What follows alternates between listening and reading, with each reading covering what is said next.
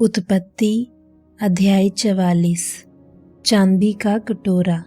तब उसने अपने घर के अधिकारी को आज्ञा दी, इन मनुष्यों के बोरों में जितनी भोजन वस्तु समा सके उतनी भर दे, और एक एक जन के रुपये को उसके बोरे के मुंह पर रख दे, और मेरा चांदी का कटोरा छोटे के बोरे के मुंह पर उसके अन्न के रुपये के साथ रख दे। यूसुफ की आज्ञा के अनुसार उसने किया। बिहान को भोर होते ही वे मनुष्य अपने गधों समेत विदा किए गए। वे नगर से निकले ही थे और दूर ना जाने पाए थे कि यूसुफ ने अपने घर के अधिकारी से कहा, उन मनुष्यों का पीछा कर और उनको पाकर उनसे कह कि तुमने भलाई के बदले बुराई क्यों की है? क्या ये वह वस्तु नहीं जिसमें मेरा स्वामी पीता है और जिससे वह शकुन भी विचारा करता है? तब तुमने ये जो किया है वह बुरा ही किया है। तब उसने उन्हें जाल लिया और ऐसी ही बातें उनसे कही। उन्होंने उससे कहा, हे हमारे प्रभु, तू ऐसी बातें क्यों कहता है? ऐसा काम करना तेरे दासों से दूर रहे। देख, जो रुपया हमारे बोरों के मुंह पर निकला था, जब हमने उसको कनान देश से ले आकर तुझे फेर दिया, तब भला तेरे स्वामी के घर में से हम कोई चांदी या सोने की वस्तु क्यों कर चुरा सकते हैं? तेरे दासों में से जिस किसी के पास वह निकले वह मार डाला जाए और हम भी अपने प्रभु के दास हो जाएं। उसने कहा, तुम्हारा ही कहना सही, जिसके पास वह निकले वही मेरा दास होगा और तुम लोग निरपराध ठहरोगे।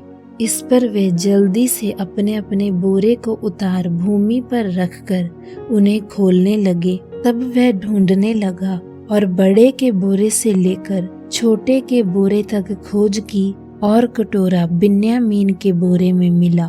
तब उन्होंने अपने अपने वस्त्र फाड़े और अपना अपना गदहा लाद कर नगर को लौट गए। जब यहूदा और उसके भाई यूसुफ के घर पर पहुंचे और यूसुफ वहीं था, तब वह उसके सामने भूमि पर गिरे। यूसुफ ने उनसे कहा, तुम लोगों ने ये क्या काम किया है? क्या तुम ना जानते थे कि मुझ जैसा मनुष्य शकुन विचार सकता है? और यहूदा ने कहा, हम लोग अपने प्रभु से क्या कहें? हम क्या कहकर अपने को निर्दोष ठहराएं? परमेश्वर ने तेरे दासों के अधर्म को पकड़ लिया है। हम और जिसके पास कटोरा निकला वह भी, हम सब के सब अपने प्रभु के दास ही हैं। और उसने कहा, ऐसा करना मुझसे दूर रहे। जिस जन के पास कटोरा निकला है वही मेरा दास होगा, और तुम लोग अपने पिता के पास कुशल क्षेम से चले जाओ। तब यहूदा उसके पास जाकर कहने लगा, हे मेरे प्रभु, तेरे दास को अपने प्रभु से एक बात कहने की आज्ञा हो, और तेरा कोप तेरे दास पर ना भड़के। तू तो फिरौन के तुल्य है। मेरे प्रभु ने अपने दासों से पूछा था कि क्या तुम्हारे पिता या भाई हैं? और हमने अपने प्रभु से कहा, हाँ, हमारा बूढ़ा पिता तो है और उसके बुढ़ापे का एक छोटा बालक भी है, परंतु उसका भाई मर गया है, इसीलिए वह अब अपनी माता का अकेला ही रह गया है और उसका पिता उससे स्नेह रखता है। और तूने अपने दासों से कहा था कि उसको मेरे पास ले आओ, जिससे मैं उसको देखूं।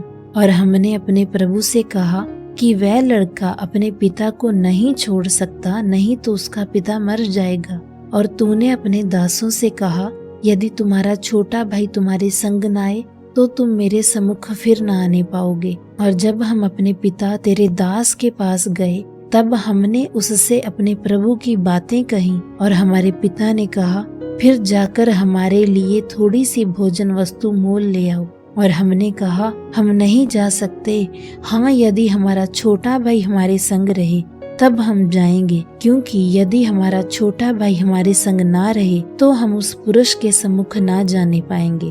तब तेरे दास मेरे पिता ने हमसे कहा, तुम तो जानते हो कि मेरी स्त्री से 2 पुत्र उत्पन्न हुए, और उनमें से एक तो मुझे छोड़ ही गया, और मैंने निश्चय कर लिया कि वह फाड़ डाला गया होगा, और तब से मैं उसका मुंह न देख पाया। और यदि तुम इसको भी मेरी आंखों की आड़ में ले जाओ और कोई विपत्ति इस पर आ पड़े तो तुम्हारे कारण मैं इस बुढ़ापे की अवस्था में दुख के साथ अधोलोक में उतर जाऊंगा। इसीलिए अब मैं अपने पिता तेरे दास के पास पहुंचूं और ये लड़का संग ना रहे, तब उसका प्राण जो इसी पर अटका रहता है, इस कारण ये देख कि लड़का नहीं है, वह तुरंत ही मर जाएगा। तब तेरे दासों के कारण तेरा दास हमारा पिता जो बुढ़ापे की अवस्था का है, शोक के साथ अधोलोक में उतर जाएगा। क्योंकि फिर तेरा दास अपने पिता के यहाँ ये कह के इस लड़के का जामीन हुआ है कि यदि मैं इसको तेरे पास ना पहुँचा दूं तो मैं सदा के लिए तेरा अपराधी ठहरूंगा। इसीलिए अब तेरा दास इस लड़के के बदले अपने प्रभु का दास होकर रहने की आज्ञा पाए और ये लड़का अपने भाइयों के साथ जाने दिया जाए, क्योंकि लड़के के संग रहे बिना मैं क्योंकर अपने पिता के पास जा सकूंगा। ऐसा ना हो कि मेरे पिता पर जो दुख पड़ेगा वह मुझे देखना पड़े।